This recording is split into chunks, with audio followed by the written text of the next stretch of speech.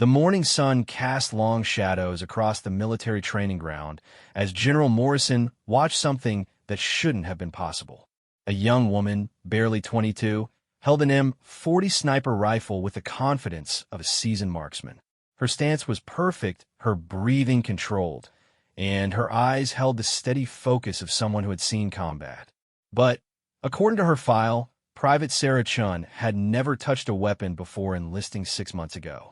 The general's weathered hands gripped his coffee cup tighter as he observed her through the observation deck window.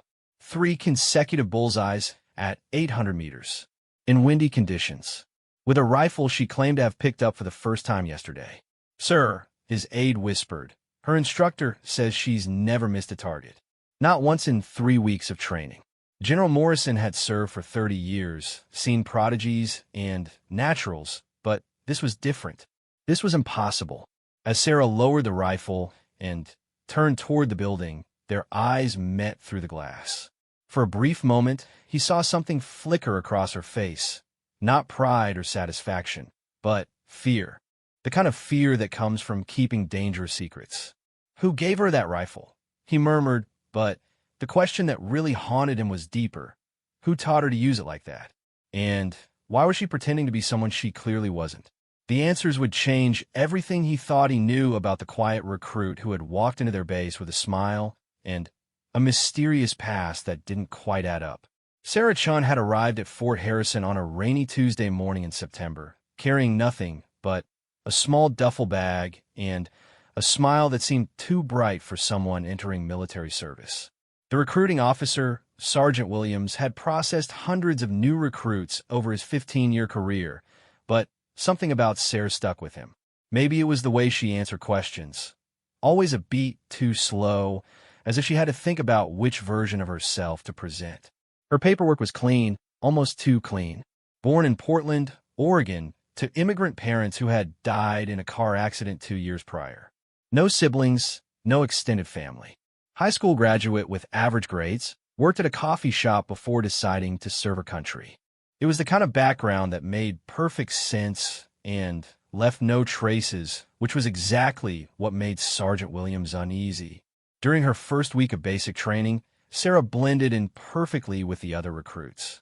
She followed orders without complaint, kept her bunk spotless, and helped struggling teammates with their gear. Her physical fitness scores were solid, but not exceptional. She seemed like exactly what her paperwork claimed. An ordinary young woman looking for direction and purpose. But Drill Sergeant Rodriguez noticed the small things. The way Sarah moved with a fluidity that spoke of years of training, despite claiming she had never done any sports or martial arts. How she instinctively knew to check corners when entering buildings, a habit that took most recruits weeks to develop. The way her eyes constantly scanned her surroundings, cataloging exits and potential threats. "Chun," Rodriguez called out one afternoon as the platoon finished obstacle course training. "Where did you say you were from again?" "Portland, sir," Sarah replied, maintaining perfect eye contact. "Yeah? Which part?"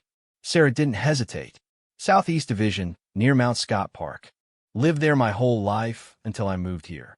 Rodriguez nodded, but made a mental note. He had grown up in Portland. There was no Southeast Division, and Mount Scott Park was in a completely different area than she had indicated. Small mistakes, but telling ones. The first real hint of Sarah's true capabilities came during hand-to-hand combat training. The instructor paired recruits randomly, and Sarah found herself matched against Jackson, a former college wrestler who had been dominating the sparring sessions. The other recruits gathered around, expecting to see the quiet girl from Oregon get overwhelmed. Instead, they watched Sarah move with precision that bordered on artistic. She redirected Jackson's strength against him, used leverage and timing that shouldn't have been possible for someone her size. Within 30 seconds, Jackson was on the ground, staring at the ceiling in confusion while Sarah helped him up with an apologetic smile. "Lucky shot," Jackson muttered, but even he didn't sound convinced. The instructor, a former Marine named Davis, watched Sarah return to formation with narrowed eyes. Her techniques weren't military standard. They were something else entirely. something that spoke of elite training and systems he recognized, but couldn't quite place. That evening, Davis pulled Sarah aside after dinner. They walked to the edge of the training grounds, where the Florida humidity hung thick in the air and crickets provided cover for conversation. "You want to tell me where you really learned to fight like that?" Davis asked. Sarah's expression didn't change. "I don't know what you mean, sir. I just got lucky. Chun, I've been training soldiers for 8 years. That wasn't luck. Those were moves I've seen in special operations training. The kind of stuff they don't teach civilians." Sarah met his eyes steadily. "Maybe I watched too many movies, sir." Davis studied her for a long moment. There was something in her posture, a readiness that reminded him of operators he had known in Afghanistan. People who had seen real action and learned to survive it.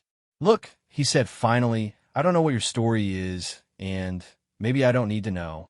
But if you're here running from something, the military isn't always the best place to disappear. Eventually, someone's going to ask questions you might not want to answer." Sarah's mask slipped for just a moment, and Davis saw the weight she was carrying. Fear, exhaustion, and something that looked like grief flickered across her features before the bright smile returned. "I appreciate the concern, sir, but I'm exactly who my paperwork says I am. Just a girl from Portland trying to serve her country."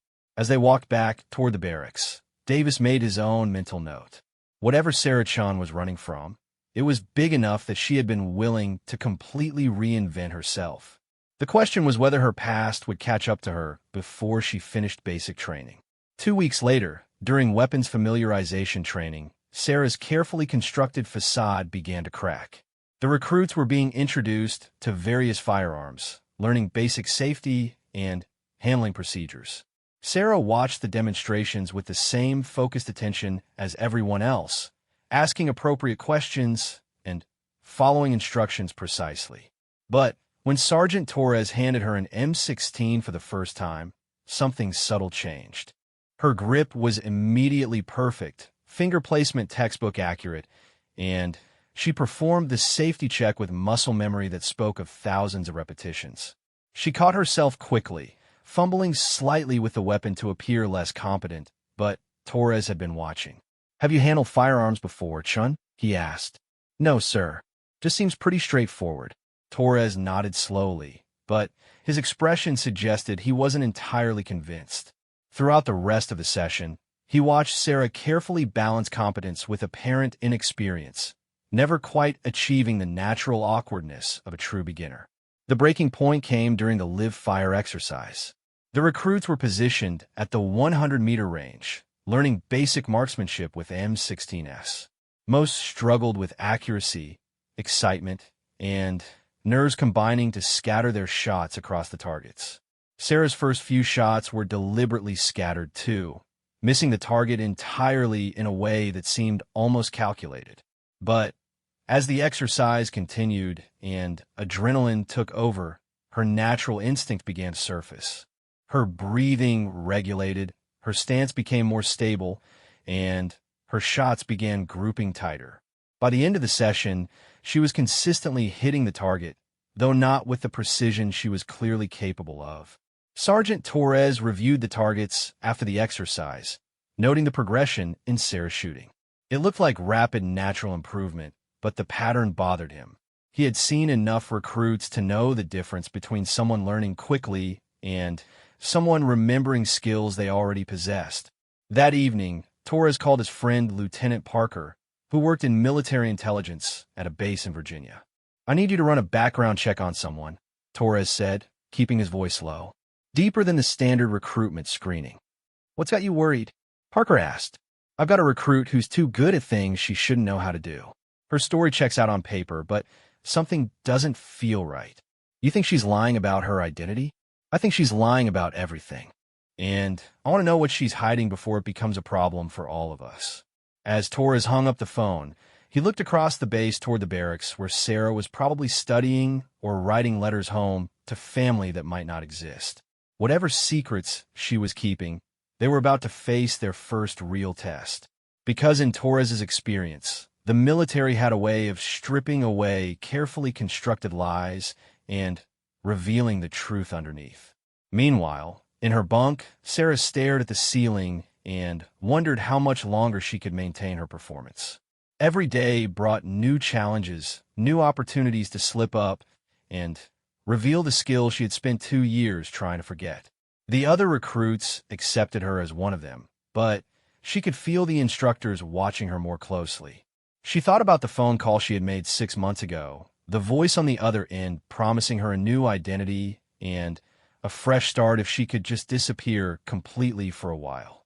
The military had seemed like the perfect place to hide, structured, disciplined, and focused on building new identities rather than questioning old ones.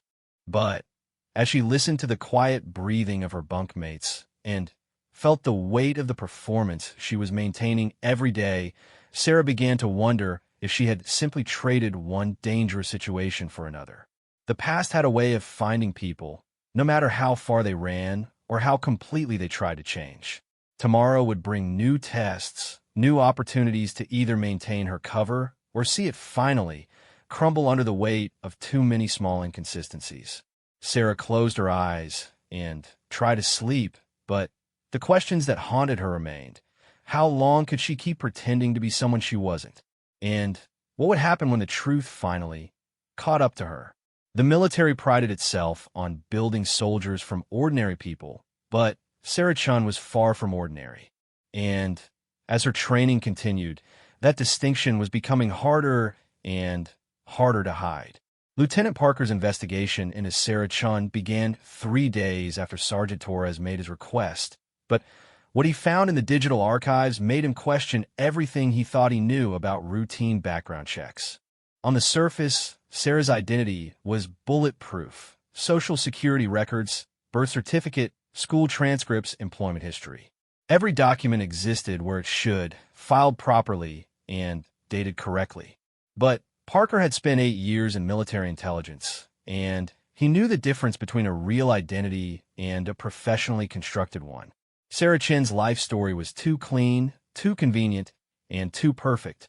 Real people left messier trails, inconsistent addresses, gaps in employment, friends, and enemies who could verify their stories. Sarah's trail was smooth as glass, which meant someone with serious resources had created it.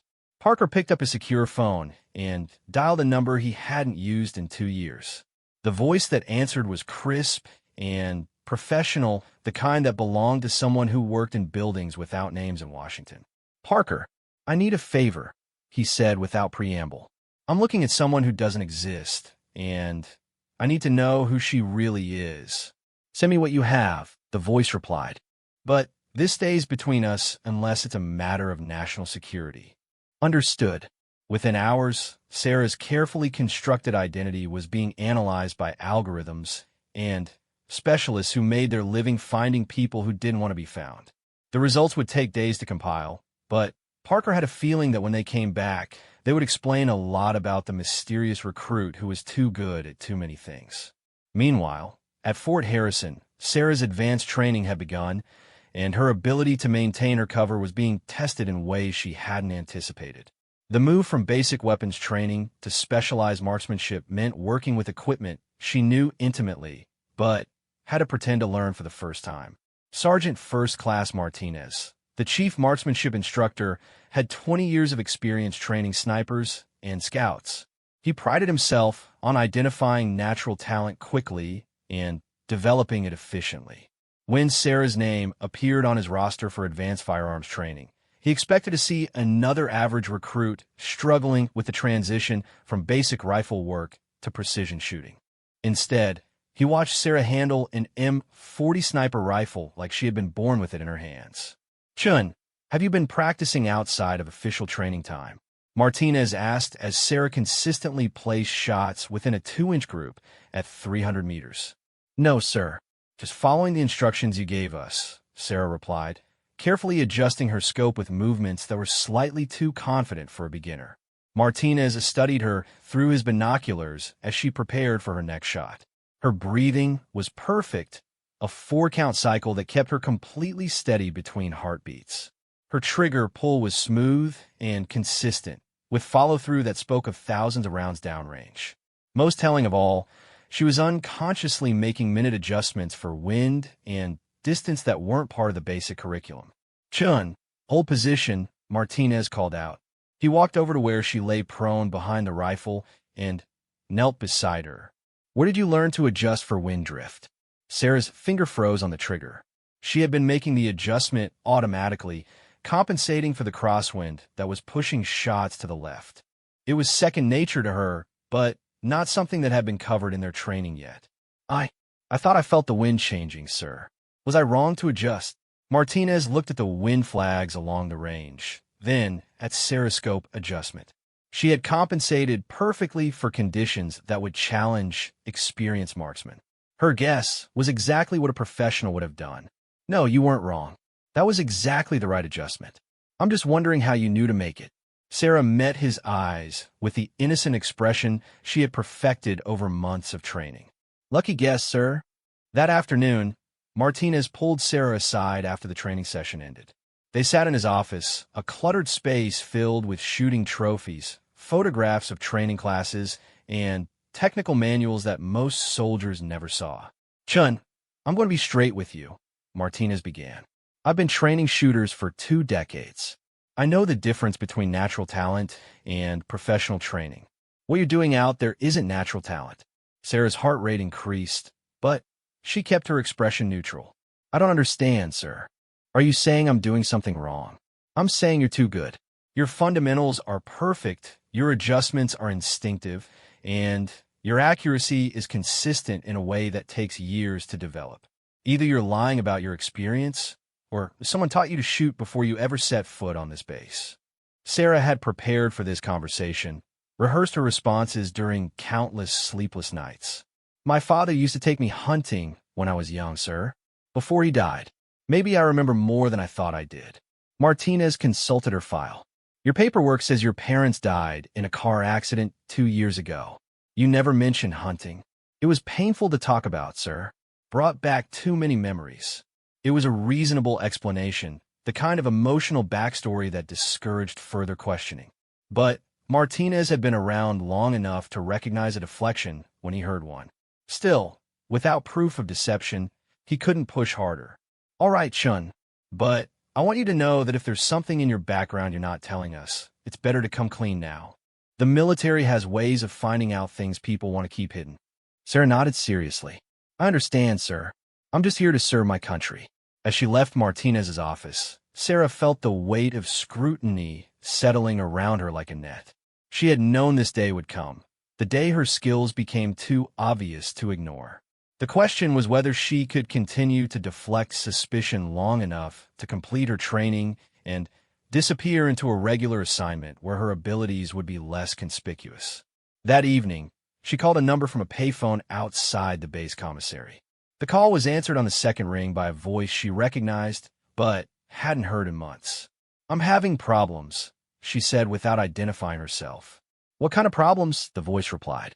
"The kind where people are asking questions I can't answer much longer." There was a pause. "How much longer do you need?"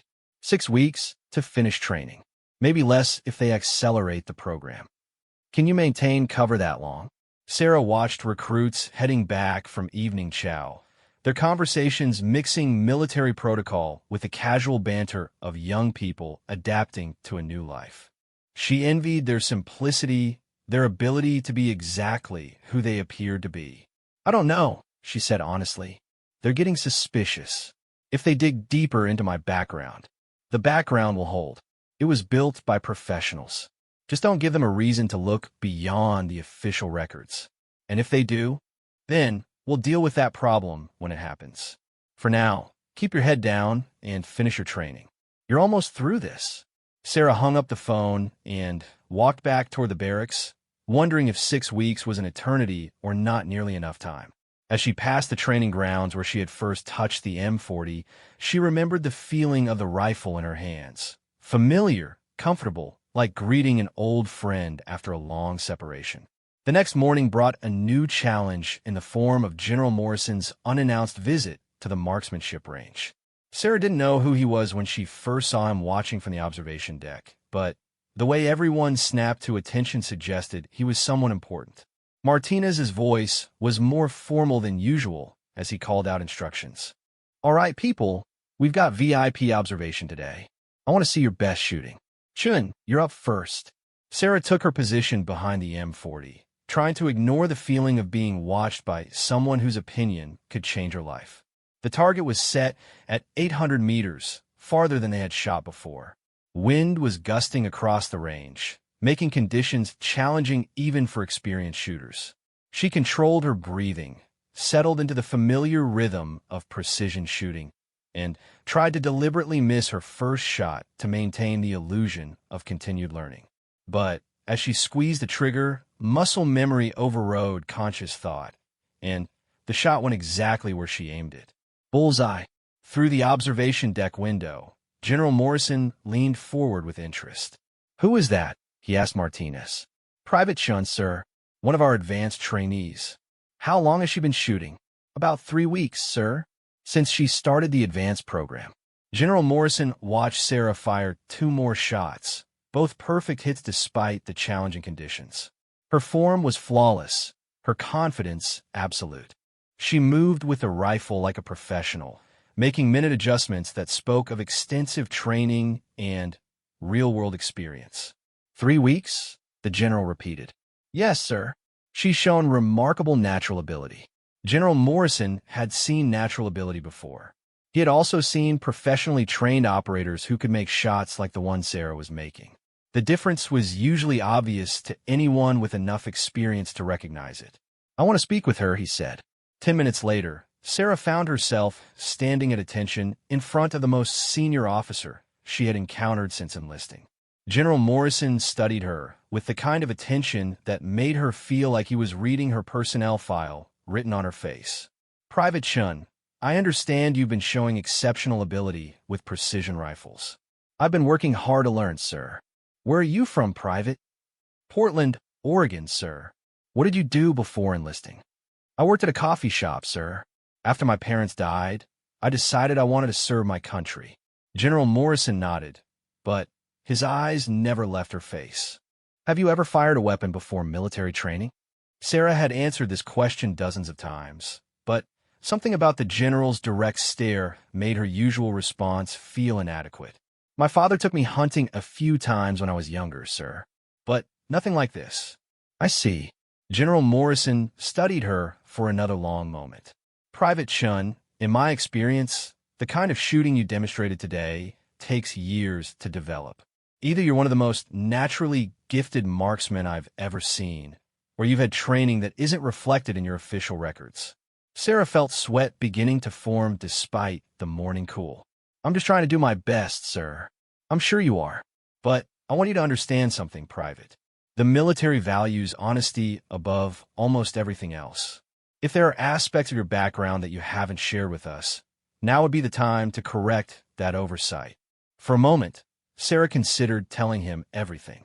The relief of finally dropping the exhausting performance she had been maintaining for months was almost overwhelming.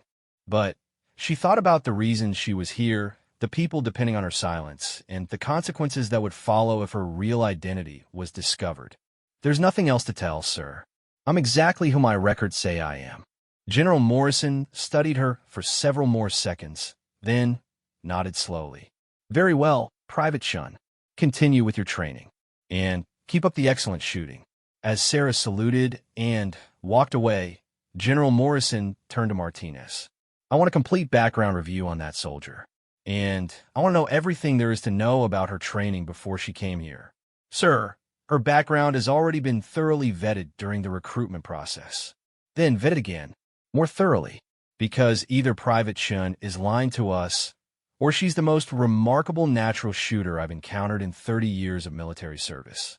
And in my experience, remarkable usually means someone has a story they're not telling."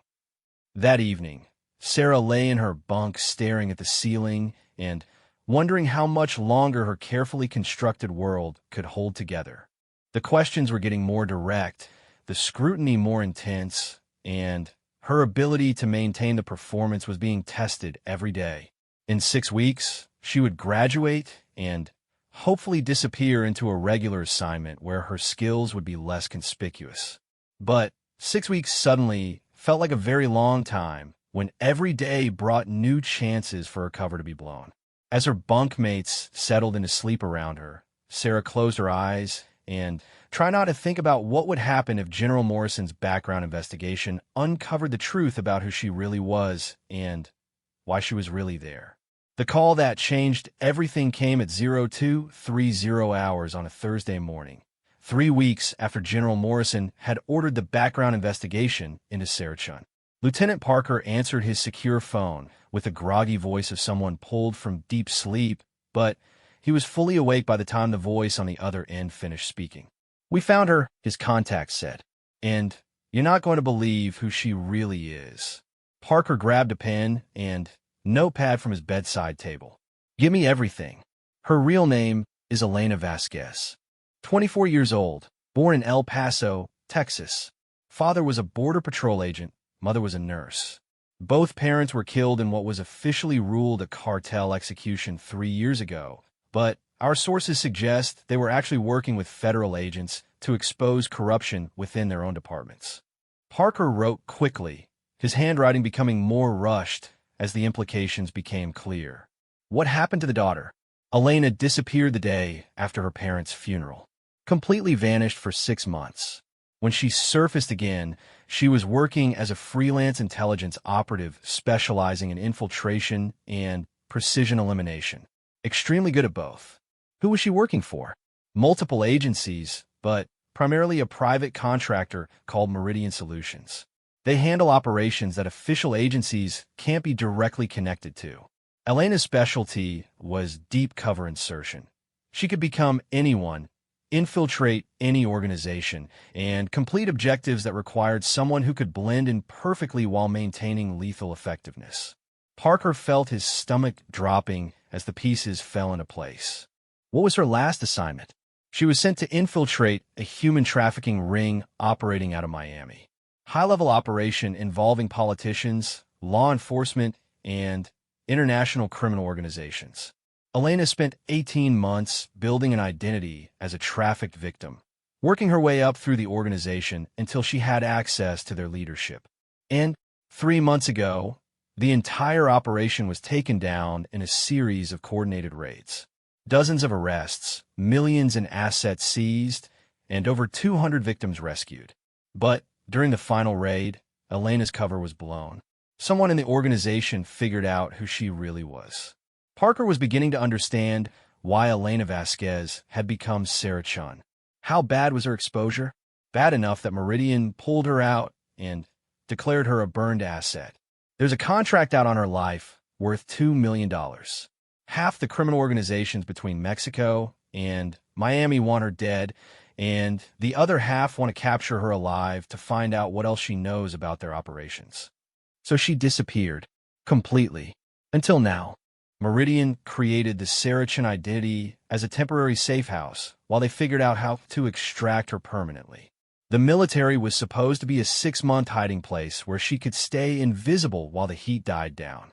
Parker looked at his notes, realizing that the quiet recruit who had been impressing everyone with her shooting skills was actually one of the most dangerous people on the base. Is she a threat to military personnel? Not intentionally. Elena's record shows she's always been protective of civilians and law enforcement. But if her real identity is discovered by the wrong people, everyone around her becomes a potential target. How certain are you about this identification? Biometric analysis confirms it. Facial recognition, gait analysis, even the way she holds weapons matches Elena Vasquez's profile. There's no doubt it's her. Parker hung up the phone and immediately began composing an encrypted message to General Morrison. This was information that needed to reach the commanding officer immediately, but it also needed to be handled with extreme discretion. If Elena's location became known to the wrong people, Fort Harrison could become a battlefield. At 0600 hours, General Morrison received the classified briefing that explained everything about the mysterious recruit who had been troubling him for weeks. He read the report twice, then called his senior staff for an emergency meeting in his secure conference room. "Gentlemen," he began as Colonel Hayes, Major Stevens, and Lieutenant Parker assembled around the table, We have a situation that requires immediate and careful handling. The soldier we know as Private Sarah Chun is actually Elena Vasquez, a federal intelligence operative who is currently hiding from criminal organizations that have placed a substantial bounty on her life. Colonel Hayes, the base security chief, leaned forward with concern. How significant is the threat to base security? Potentially serious. Elena has been involved in operations that resulted in major law enforcement victories against organized crime. If her location becomes known, we could face attempts at infiltration or direct assault by people who have nothing to lose. Major Stevens, who oversaw personnel operations, reviewed the classified file Parker had prepared. What do we know about her current handlers? Are we dealing with an ongoing federal operation? According to intelligence, Elena was declared a burned asset by her contracting agency. The Sarah Chun identity was created as a temporary safe house, but she may not have ongoing support or protection. General Morrison stood and walked to the map of Fort Harrison that dominated one wall of the conference room. Our immediate concern is base security, but we also have an obligation to a federal agent who has been serving her country at considerable personal risk. We need to determine how to proceed without compromising either our mission or her safety. Sir, Lieutenant Parker spoke up. There's another consideration.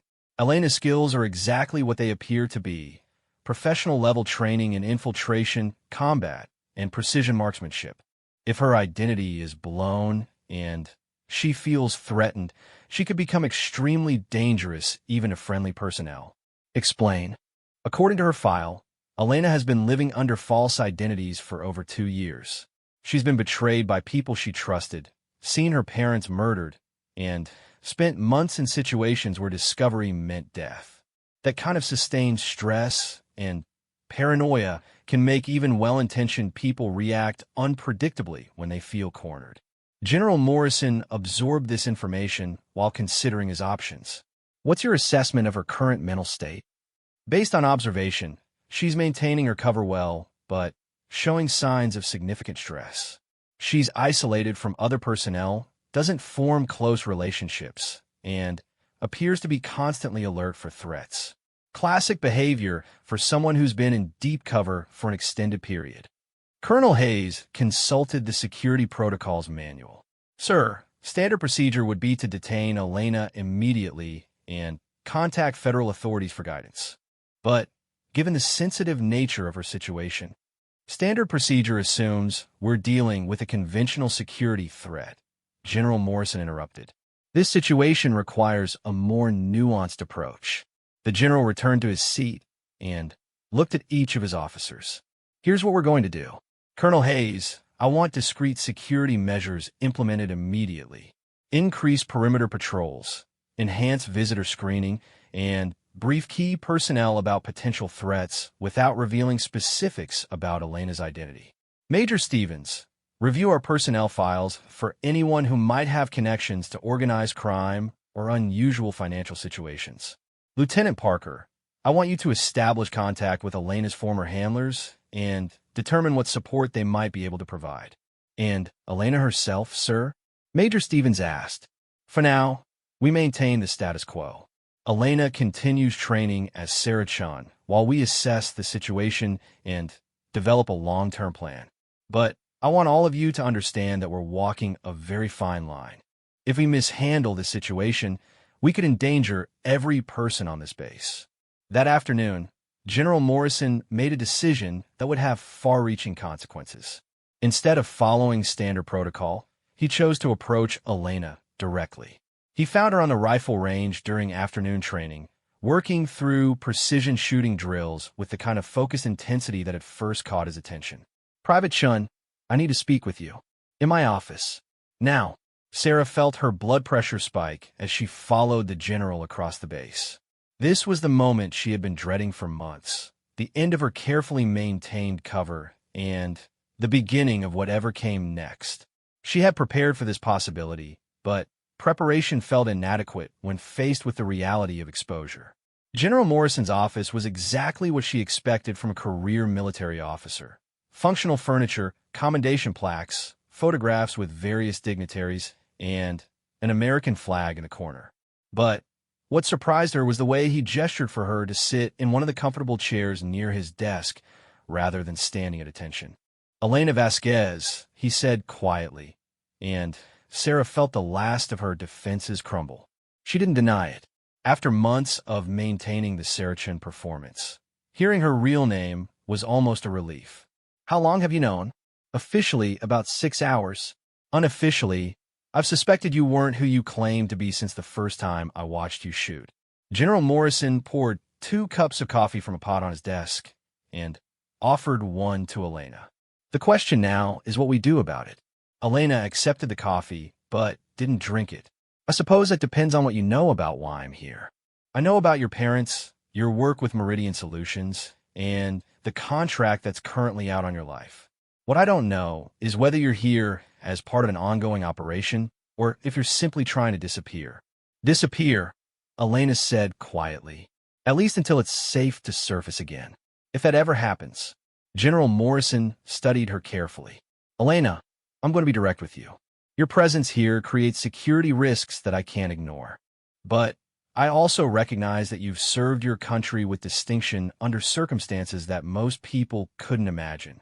So I'm offering you a choice. What kind of choice? Option 1. I contact federal authorities and turn this situation over to them. They'll relocate you somewhere else, and your status becomes someone else's responsibility. Option 2.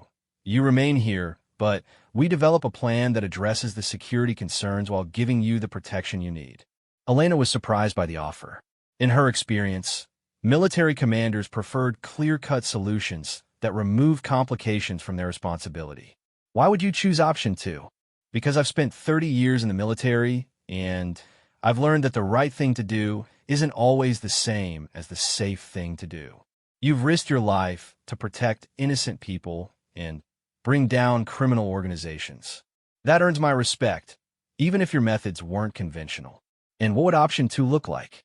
We accelerate your training and transition you to a specialized role where your skills can be properly utilized while maintaining appropriate security protocols.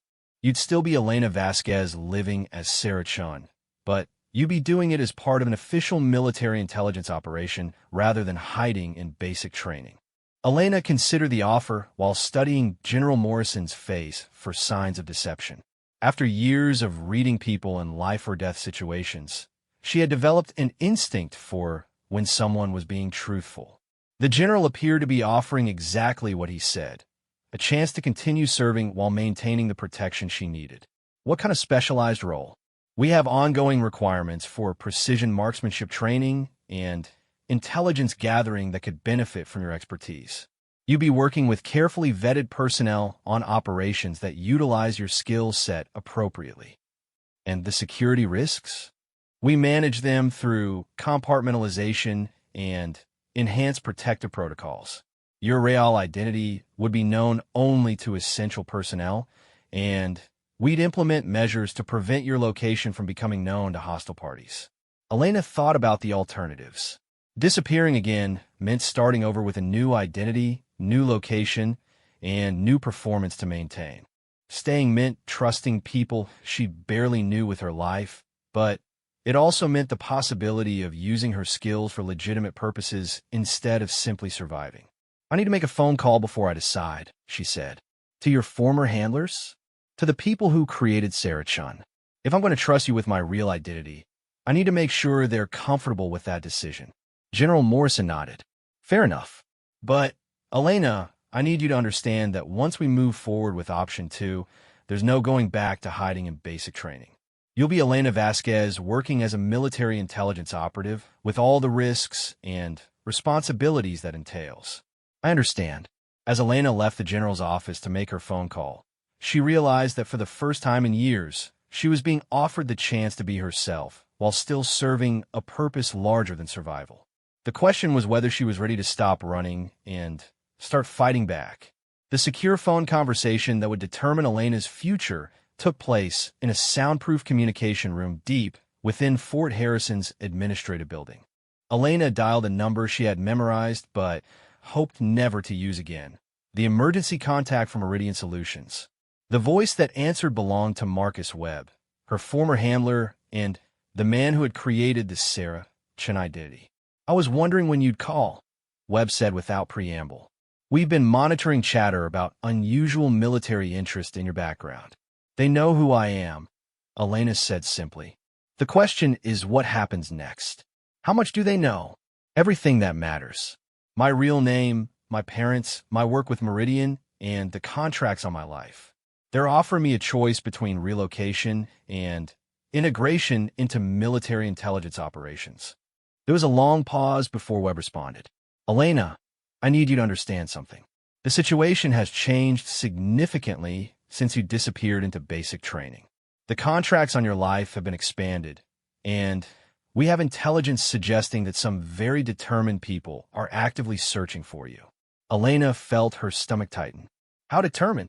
3 weeks ago, someone broke into the apartment you lived in before Miami.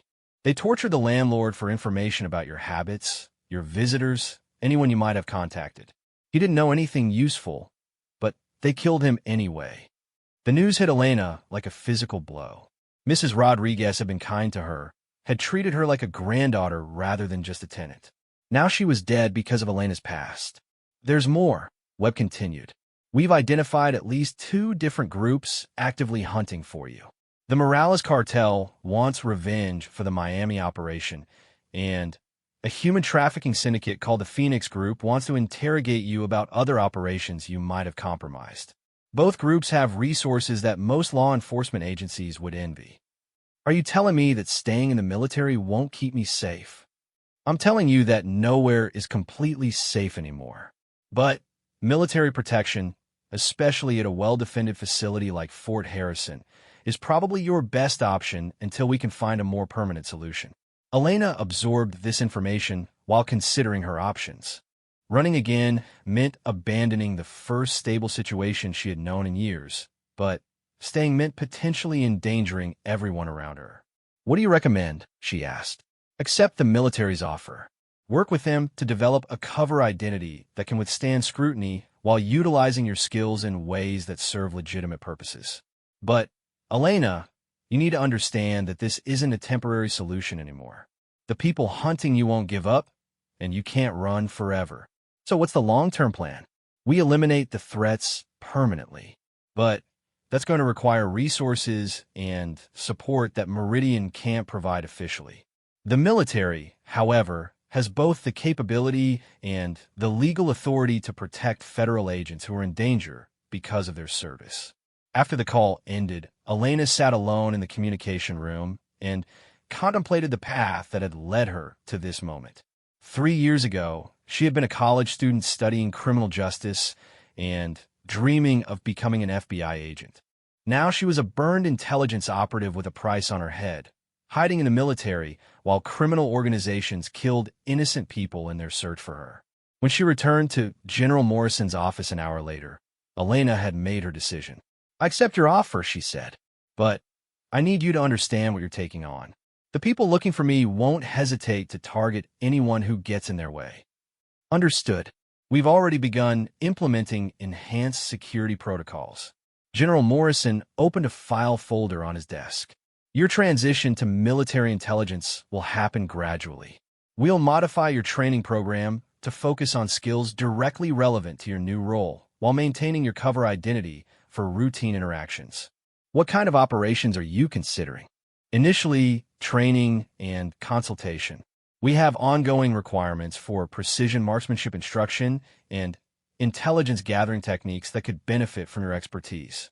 As you become more integrated into the military intelligence community, we'll consider more active roles based on your capabilities and the security situation. Elena nodded, but her expression remained serious. General, there's something else you need to know. My former handler indicated that the threats against me have escalated. People close to me have already been killed, and the groups hunting me have significant resources. How significant? Military-grade weapons, surveillance equipment, and connections within law enforcement. They're not street criminals. They're organized, well-funded, and extremely motivated. General Morrison absorbed this information with the calm expression of someone who had spent decades dealing with serious threats. Elena, I want you to know that Fort Harrison has defended against organized attacks before. We have protocols for dealing with external threats, and we're not going into this situation blindly. That evening, Elena attended what would be her final group training session as Private Sarachun. As she worked through rifle drills with her fellow recruits, she felt a strange mixture of relief and apprehension. The exhausting performance of pretending to be someone else was finally ending, but the responsibilities that came with being herself again were intimidating. Sergeant Martinez approached her during a break in the training. "Chun, you've been selected for accelerated advancement to specialized training. You'll be transitioning to a different program starting Monday." Elena felt the eyes of other recruits on her as Martinez made the announcement. Jackson, the wrestler she had defeated in hand-to-hand combat training, grinned and offered congratulations. "Guess all that practice paid off," he said. "You going sniper school?" "Something like that," Elena replied, maintaining the modest demeanor that had served Sarachun well. But as she looked around at the people she had trained alongside for months, Elena realized that she would miss the simplicity of being just another recruit. These people accepted her at face value, judged her on her performance rather than her past, and treated her as a friend rather than a dangerous asset to be managed. "Hey, Chun," called Rodriguez from across the training area. "When you're famous for saving the world or whatever, remember us little people." Elena smiled, but the comment hit closer to home than Rodriguez could have known. In her experience, saving the world usually meant that most people never learned what had been saved or who had done the saving. Heroes in her line of work remained anonymous by necessity, celebrated only by the people who signed their paychecks, and the victims who might never know their names. After the training session ended, Elena walked to her barracks and began the process of mentally preparing for her transition back to Elena Vasquez. She had spent months suppressing her instincts, dulling her skills, and hiding her true nature behind Sarah Chin's cheerful facade. Tomorrow, she would begin the process of becoming herself again. But that night, as Elena lay in her bunk listening to the quiet conversations of her fellow recruits, she was startled by an unusual sound. Footsteps moving with deliberate stealth across the roof of the barracks. Her training kicked in immediately, every sense focusing on the potential threat above their heads. The other recruits continued talking, unaware that someone was moving across the building's roof with the careful precision of someone trying to avoid detection. Elena counted at least 3 sets of footsteps, all moving toward positions that would give them optimal observation of the barracks interior. Elena's mind raced through possibilities. Military personnel conducting security checks wouldn't move with such obvious stealth. Maintenance workers wouldn't be operating in the middle of the night. And the careful coordination of the movement suggested professional training rather than casual intruders. Moving as quietly as possible, Elena slipped out of her bunk and approached the window facing the parade ground. Through the glass, she could see shadowy figures positioned around the barracks, people with equipment that glinted in the moonlight like optical devices or weapons. Her worst fear had come true. Somehow, despite all the precautions and false identities, someone had found her. The people hunting Elena Vasquez had tracked her to Fort Harrison, and they were conducting reconnaissance in preparation for an attack. Elena grabbed her boots and moved toward the door, trying to decide whether to alert her fellow recruits or attempt to handle the situation alone. Either choice carried enormous risks. Raising an alarm might trigger an immediate assault that would endanger innocent people, but facing multiple trained operatives alone was essentially suicide. Before she could reach the door, the lights went out. Emergency lighting kicked in immediately, bathing the barracks in red illumination that was supposed to preserve night vision while providing basic visibility. But Elena knew that the power outage wasn't accidental. It was the first step in an assault plan designed to create confusion and eliminate electronic security systems. "Everyone up, now!" Elena shouted, abandoning any pretense of being just another recruit. "We're under attack."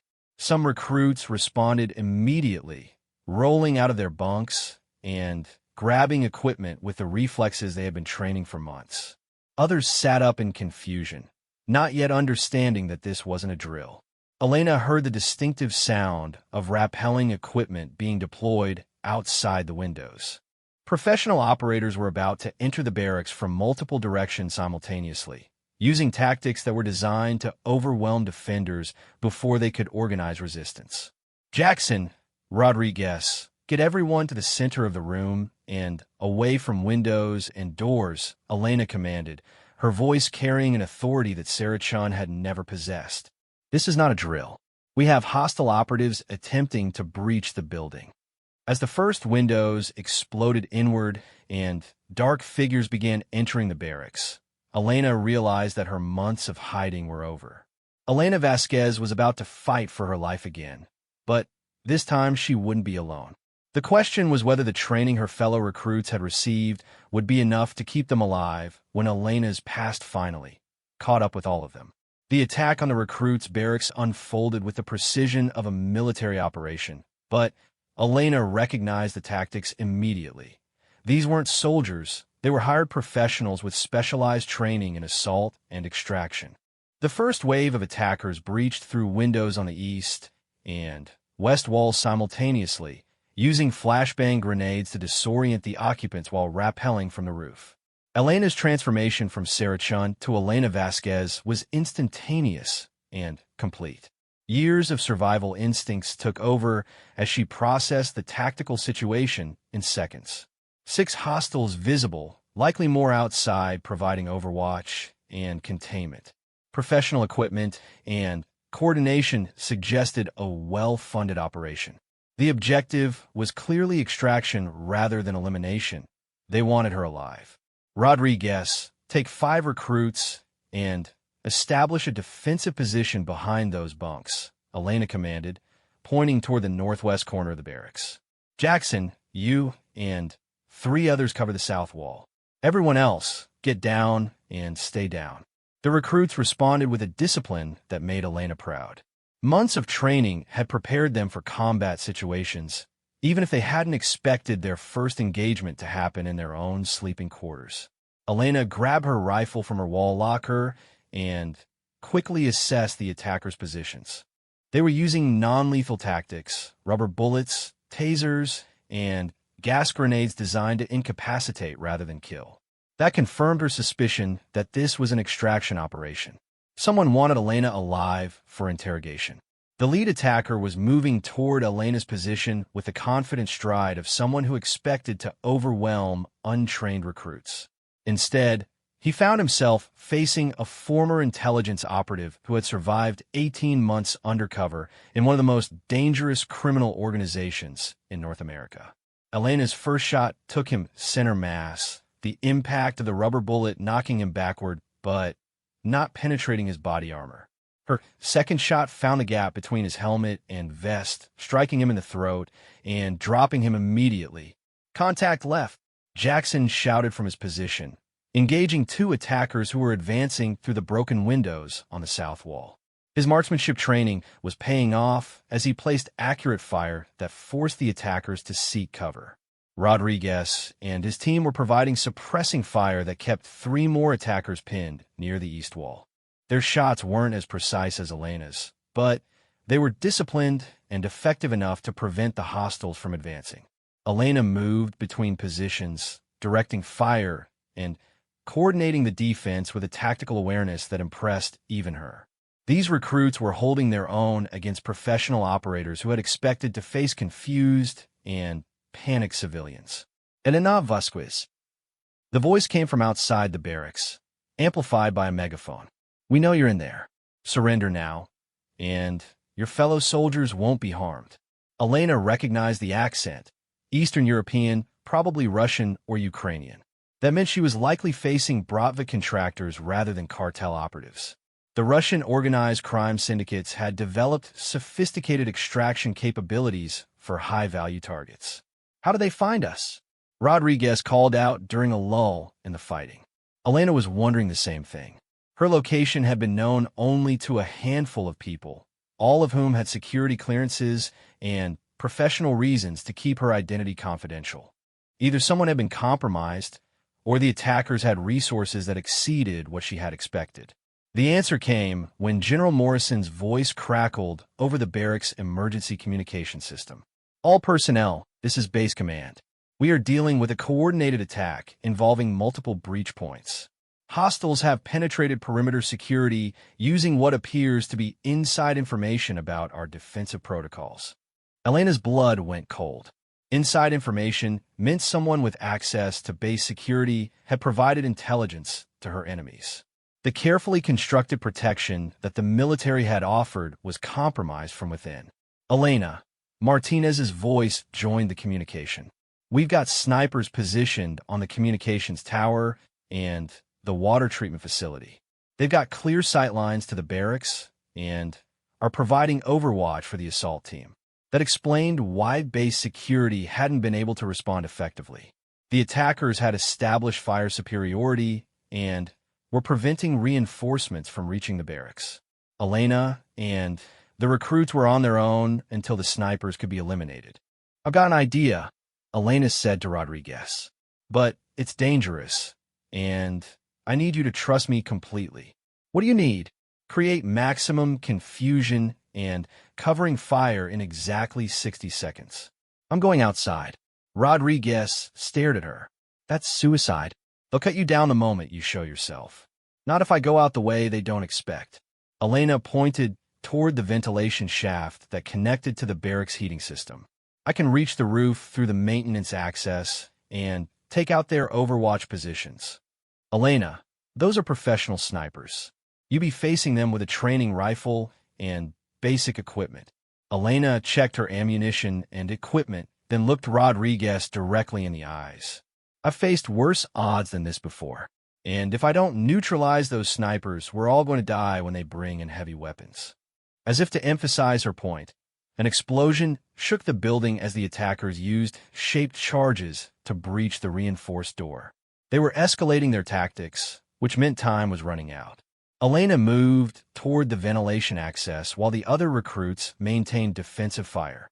The shaft was narrow and dusty, designed for maintenance rather than human movement, but Elena had navigated worse passages during her infiltration operations. The route to the roof took her through the building's heating system, past electrical panels and water pipes that groaned under the stress of the ongoing battle. Emergency lighting provided minimal visibility, forcing her to navigate primarily by feel and memory. When Elena reached the roof access panel, she could hear the distinctive sound of sniper rifles engaging targets below. The Overwatch teams were providing covering fire for the assault team, which meant the situation in the barracks was deteriorating rapidly. Elena carefully opened the access panel and surveyed the roof environment. The nearest sniper position was approximately 50 meters away on the communications tower, while the second team was positioned on the water treatment facility about 70 meters to the northeast. Using the building's ventilation units and satellite equipment for cover, Elena began moving toward the communications tower. Her training rifle wasn't optimized for precision work at this range, but Elena had made more difficult shots with worse equipment. The sniper on the communications tower was focused on providing overwatch for the assault team and wasn't expecting threats from behind his position. Elena's first shot took him the back of the head, dropping him silently before he could alert his partner. Acquiring the sniper rifle from the tower position, Elena now had equipment appropriate for engaging the remaining Overwatch team. The weapon was a high-end precision rifle with advanced optics, exactly the kind of equipment that confirmed these weren't ordinary criminals. Elena's second engagement was more challenging. The remaining sniper team had noticed their partner's silence and was beginning to scan for threats. Elena had to time her shots carefully to eliminate both operators before either could escape or alert the assault team. Her first shot dropped the primary sniper, while her second shot eliminated his spotter as he attempted to retreat. With the Overwatch positions neutralized, base security could finally respond to the ongoing assault. Elena used the communications tower's radio equipment to contact General Morrison. This is Elena. Overwatch positions are eliminated. What's the status of the assault team? Elena, thank God you're alive. We've got QRF en route to your position but the assault team is still active in the barracks. Are your people holding? For now, but they're going to need medical attention, and we've got at least 4 hostiles still operational. Roger that. QRF will be at your position in 3 minutes. Elena began moving back toward the barracks, but her route was interrupted by movement in the tree line beyond the base perimeter. Additional vehicles were arriving, either reinforcements for the assault team or extraction vehicles preparing to evacuate with their target. Through the sniper rifle scope, Elena could see what appeared to be a command vehicle coordinating the operation. The person standing beside the vehicle was talking on a radio and pointing toward the barracks, clearly directing the ongoing assault. Elena adjusted her aim and took the shot that would end the coordinated attack. The command figure dropped immediately, and within moments the assault team in the barracks began withdrawing. Without coordination and Overwatch support, they were no longer capable of completing their mission. When Elena finally returned to the barracks, she found a scene of controlled chaos. 3 recruits had been wounded, but were receiving medical attention from base personnel. Rodriguez and Jackson were helping secure the area while providing statements to intelligence officers who were documenting the attack. General Morrison approached Elena as she handed over the sniper rifle to arriving military police. Are you injured? I'm Fina. But this attack confirms what we suspected. Someone with inside knowledge provided intelligence to hostile parties. My location should have been impossible to discover through external surveillance. We're already beginning the investigation. But, Elena, I need to ask, do you have any idea who might have access to both your real identity and our security protocols? Elena considered the question while reviewing everyone who had known about her situation. The list was short, but included people she had trusted with her life. General, there's something I need to tell you about my former handlers at Meridian Solutions. I'm beginning to think that my extraction from the Miami operation wasn't as clean as they claimed. Over the next several hours, as base security investigated the attack, and Elena provided detailed statements about the assault, a troubling picture began to emerge. The attackers had known not only Elena's location, but also the base's defensive protocols, the location of key personnel, and the timing of security rotations. That level of intelligence could only have come from someone with authorized access to classified information about both Elena's identity and Fort Harrison's security procedures. The investigation would take weeks to complete, but Elena suspected that the betrayal came from within her former organization. As dawn broke over Fort Harrison, Elena stood on the observation deck, where General Morrison had first noticed her exceptional shooting skills. The base was returning to normal operations, but Elena knew that her brief period of hiding as Sarah-chan was permanently over. So what happens now? Rodriguez asked, joining her on the observation deck. His arm was in a sling from a rubber bullet impact, but he was otherwise unharmed. Now, I stop running and start fighting back, Elena replied. The people who killed my parents, who have been hunting me for 2 years, just made the mistake of attacking a United States military installation that gives the military jurisdiction and authority to go after them directly. And Sarah-chan? Elena smiled for the first time in months. Sarah-chan served her purpose. She kept Elena Vasquez alive long enough to find people worth trusting. Now it's time for Elena to finish what she started in Miami. General Morrison approached them carrying a classified folder. Elena, I've received authorization from the Pentagon to offer you a commission as a second lieutenant in military intelligence. Your assignment would be to lead operations targeting the criminal organizations that have been hunting you. Elena accepted the folder and reviewed the official documents that would make her transition from burned asset to active military intelligence officer complete. After 2 years of running and hiding, she was finally being offered the chance to fight back with the full resources of the United States military. When do I start? She asked. Immediately. But, Elena, I want you to understand that this isn't just about revenge. The organizations that have been hunting you are involved in human trafficking, drug distribution, and political corruption that threatens national security. Taking them down serves interests much larger than personal justice. Elena nodded, understanding that her personal war against the people who had destroyed her life was about to become part of a larger conflict. But for the first time since her parents' death, she felt like she was finally fighting for something rather than simply surviving. As the sun rose over Fort Harrison, Elena Vasquez began planning the operations that would bring justice to the people who had underestimated the quiet recruit with the mysterious past. The sniper rifle that had first raised questions about her identity would now become the tool of their destruction. Sarah Chun had been a mask worn by someone hiding from the truth. Elena Vasquez was the truth itself, and she was ready to show the world exactly what happened when you underestimated someone who had nothing left to lose and everything to fight for.